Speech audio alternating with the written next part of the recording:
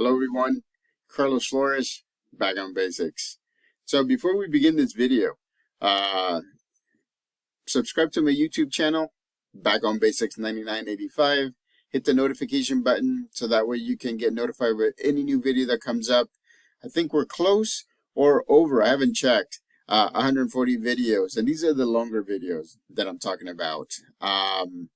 We also have about 75 to 80 short videos. And so look at it. It's my different aspects of me. There's the serious me. There's the one that is teaching you different aspects of life balance, body balance, right? And then there's the silly me.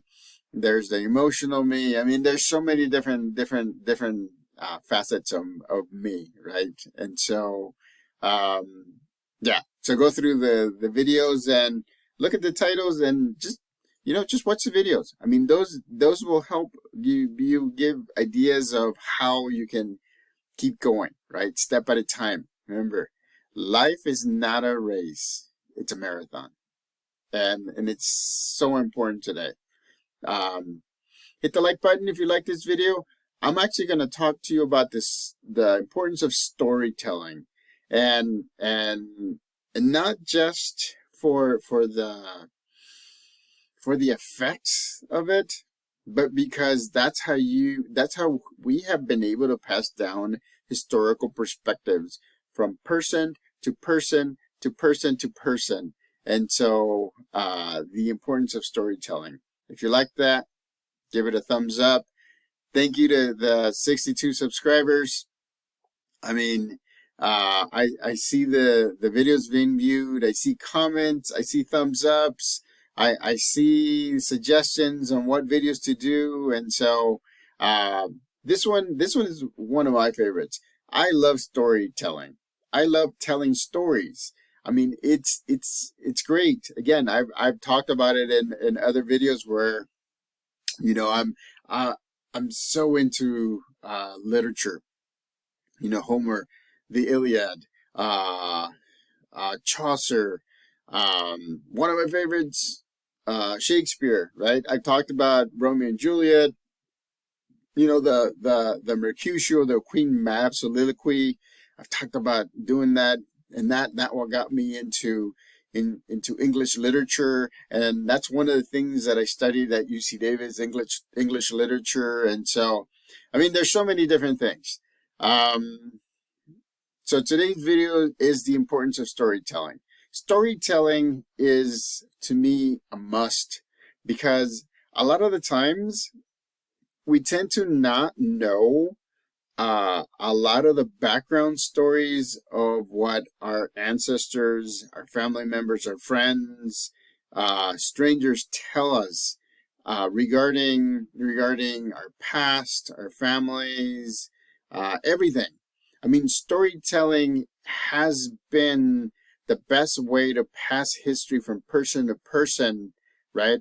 From the beginning of time. I mean, you've seen hieroglyphics. You've seen all those paintings that are millions of years old.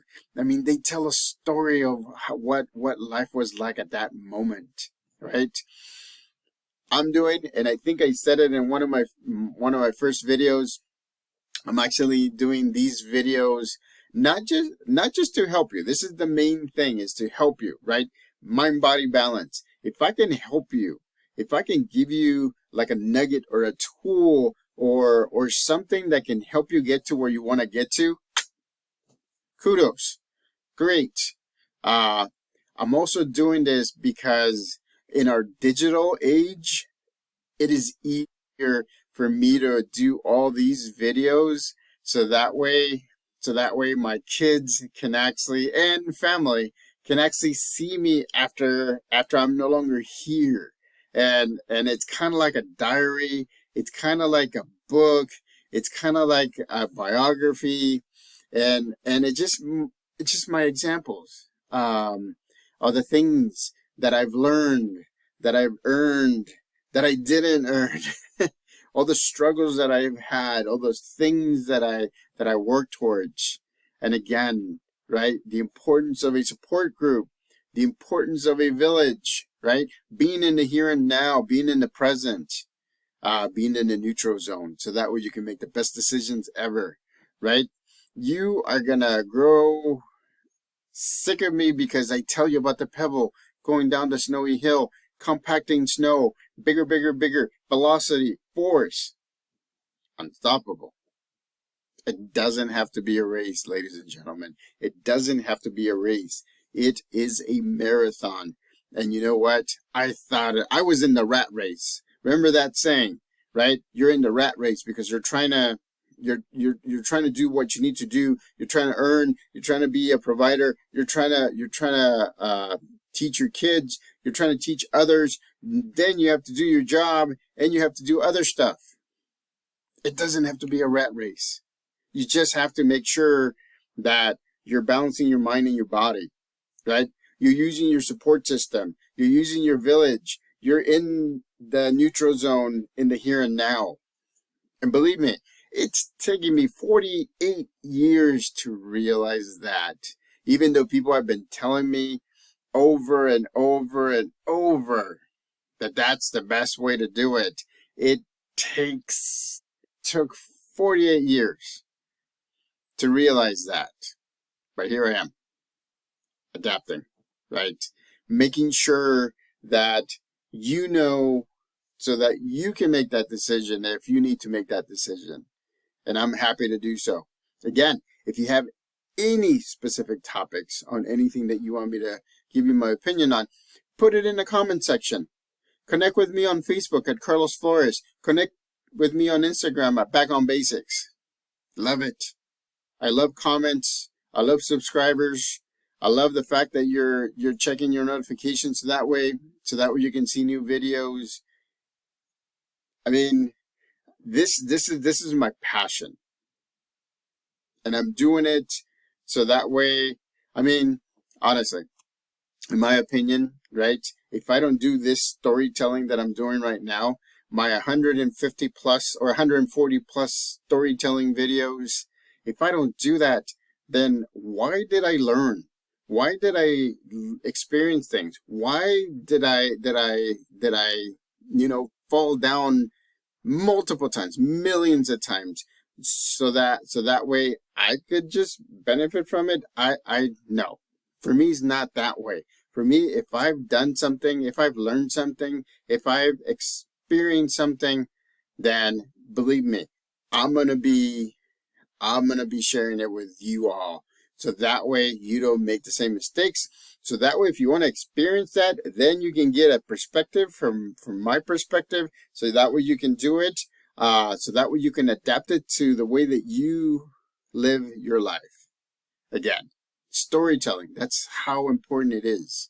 I've had videos, remember, in the past about my grandfather. My grandfather loves the fact that he would take me on walks and tell me about this place was owned by so and so. This land was owned by so and so, and he or she or the family used to raise these crops. I mean, he had a story for everything. I love it. I may not remember all of them, but I love it. I love it. The fact that I remember how to husk corn, how to get the beans off of the vines, how we used to, and I said it in another video, how we would get a big tarp and put all the beans in their pods, and we would cover it, and we would get big sticks, and we would just beat the the beans out of the pods instead of husking and taking them one by one, right? It's it's one of those things. I just saw a story about Henry Ford. I believe it's Henry Ford. Yes, it was Henry Ford. And I learned this story, and it's amazing because before he invented the factory chain where multiple people work and it's a conveyor belt putting together a vehicle. I didn't know that he visited a slaughterhouse, and that slaughterhouse had that conveyor belt going backwards, and they would separate every part of the cow, or and don't get me wrong, I hate when that happens to animals, but just the concept of what Henry Ford saw and said, holy crap. He didn't say that. Oh, or maybe he did. Or maybe he said it a little bit more bleep, bleep, bleep, bleep.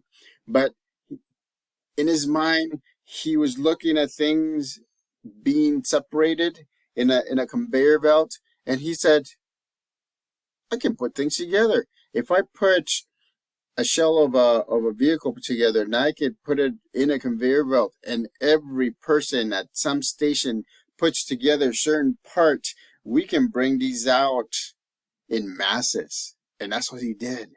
So he's the one who said, this is what I'm going to do, just because he visited a slaughterhouse.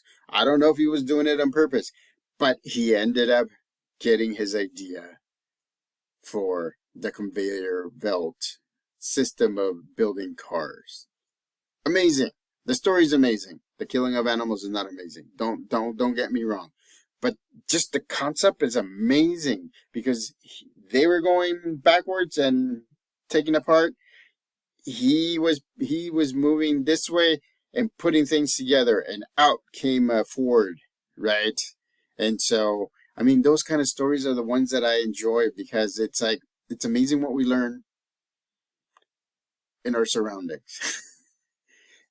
You have to understand, right, that a lot of the times the majority of the answers are in your surroundings. You're looking and looking and looking, and they're in your surroundings. It's either clues in your surroundings, it's a need that needs to be filled, or are the stories that people are willing to tell you that just make you adapt, because you're like, oh, I didn't know that they used to do that. I bet I can do this right now. Storytelling is very important. It's very important. My culture, my Salvadorian culture, storytelling was important. My grandmother would tell me stories.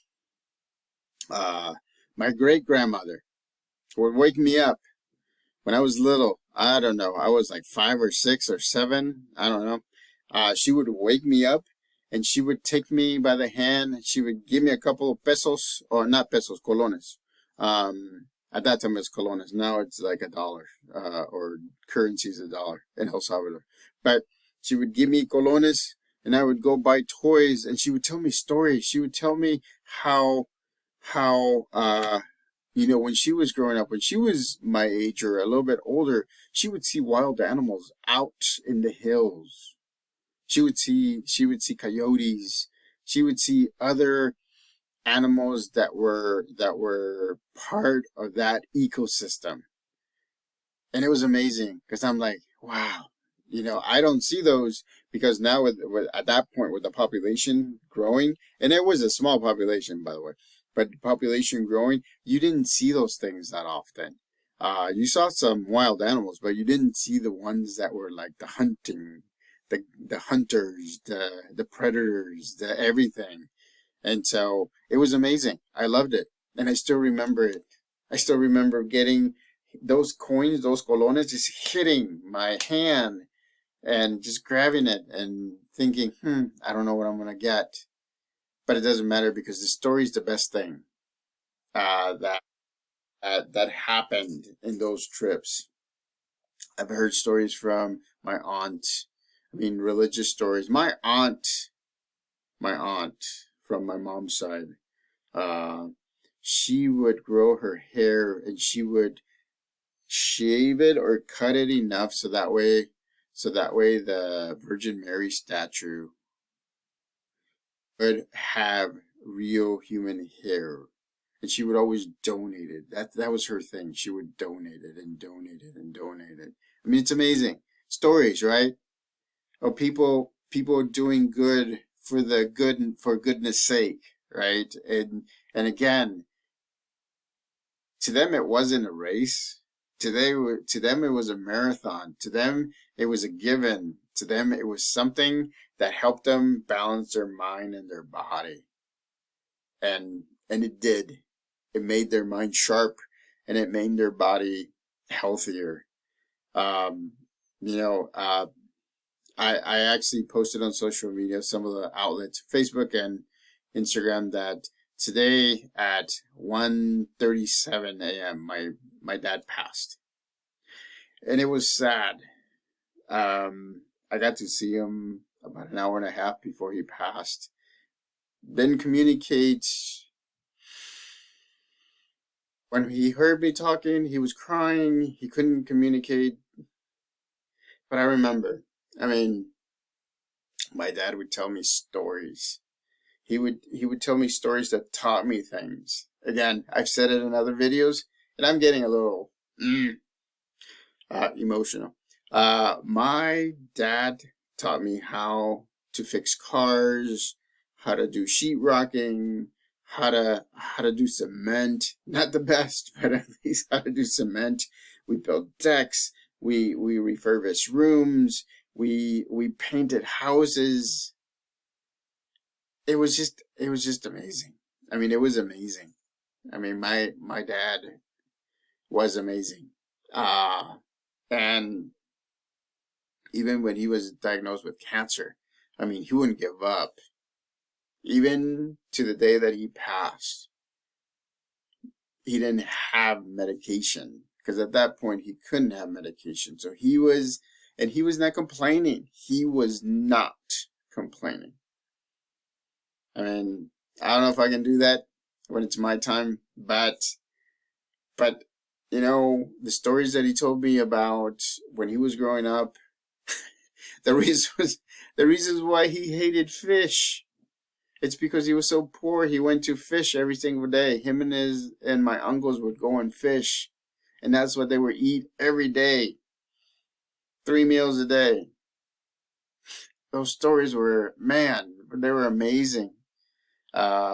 He hated fish with a very, very, like, I mean, he hated fish. He couldn't even smell it. My mom couldn't even cook it. But can you imagine the importance of that story, that somebody from a young age was told by his mother, my grandmother, to go to the river, to go with his brothers, go to the river, go fish as much as they can, so that way they can come back and she can cook it and they can have fish. And that's what they had, because they were poor. And they had other stuff, of course, but they were poor. I mean, I appreciate that, because it's real, right? It's real, and then it's important because it just humbles you. It just humbles me. I mean, it's amazing the things that I've known, the stories that I've been told. Storytelling is very important. You parents out there, it's very important to tell your kids the stories. Don't shut those things out. Let them listen. Let them learn lessons based on your stories. You don't have to provide all the details, but give them enough so that way they can learn the lesson. So that way they don't do it. I mean, it's amazing. Resiliency is taught through stories. Religion is taught through stories. You know, family unity is taught through stories. Today, when I called my mom, it was the first night of the wake for my dad. There were hundreds of people there. I mean, my dad was, I mean, he was poor. He had a big heart. He had a big heart. He would give. I mean, to the point that even to his last days, he would help out his brothers and sisters if they needed. He would give his shirt off of his back if he needed to help somebody out. I mean, and so his story is tremendous. I mean, after being kidnapped, he came to the United States. He literally had to swim one of the rivers. I don't know which river he swam. All I know is that thank goodness he knew how to swim. Then he ended up in California. He ended up with family. We came. We were under asylum because we were running from what was happening in El Salvador. Then eventually we became residents here of the United States, and then we became citizens of the United States. My dad worked 35 years at the Westin St. Francis Hotel. 35 years. He enjoyed working because he taught me how to be a provider. And that's one of the things, again, parents, tell your kids so that they can learn. Kids, ask your parents about stories when they were little, when they were going through school, what subjects they liked, what subjects they didn't like. So it's amazing. So that's the importance of storytelling. I'm telling you this because I'm actually telling you a story right now. It's very important. So don't forget to tell stories. They make a difference in people's lives. Believe me, they have made a difference in people's lives. Many people have told me many stories that have actually shaped who I am. And that's the reason why I tell you, don't forget about your village. Your village is there. Your village needs support from time to time. Don't forget your support system. They're there, but they also need support. It's supposed to be a two-way street, right? Be in the present. I'm being in the present right now. I mean, literally, I think the wake is already done for tonight. There'll be a day 2, and then my dad's gonna get buried Friday. I'm not sure what time, but he'll get buried. But you know, he lived his life the last few days the way that he wanted to, with friends, with family. My mom there helping him, support from everyone around. Yeah, it's great. I hated that he went do that because I wish he would have been here. But you know what? At the same time, it's not worth. I wanted him. We don't, not just me, but we wanted him to enjoy his last days. So storytelling is important. Don't forget it. Don't pass on an opportunity for you to solidify somebody's learning about something with a story, especially with a personal story. Don't forget about that. That's the importance of this video. So, subscribe to my YouTube channel, Back on Basics 9985. Hit the notification button for any new videos that come on board. Hit the like button if you like this, the importance of storytelling. And again, if you have anything, put in the comment section. On Facebook at Carlos Flores. On Instagram at Back on Basics. Otherwise, till next time, Back on Basics.